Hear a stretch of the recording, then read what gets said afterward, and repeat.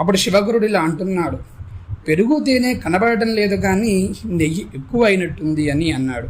కాకపోతే ఆ శివగురుడితో ఆడుకునేది మరి ఎవరో కాదు, సాక్షాత్తు ఆ శంకరుడే. ఎంత అదృష్టమో చూడండి. ఒక కొడుకు తన తండ్రితో ఎలా చిలిపితనంగా మాట్లాడుతూ ఆడుకుంటాడో అలా ఆ లయకారుకుడైన శంకరుడు తాను శంకరుడు అని మర్చిపోయి శివగురుడితో ఇలా ఆడుకుంటున్నాడు.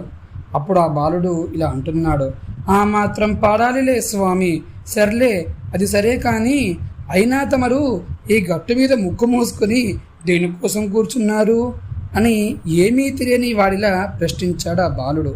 అప్పుడు శివగురుడు ఇలా అంటున్నాడు, సంతానం కోసం శివుణ్ణి ప్రార్థిస్తున్నాను నాయన. అప్పుడు ఆ బాలుడు ఇలా అంటున్నాడు, బాగుంది అయ్యా శివగురు, మునుపు నీలాగి ఓ పెద్ద మనిషి బోలెడు తపస్సు చేసి కొడుకునిమ్మంటే తక్కువ కాలం బతికే మంచి పిల్లాడు కావాలా,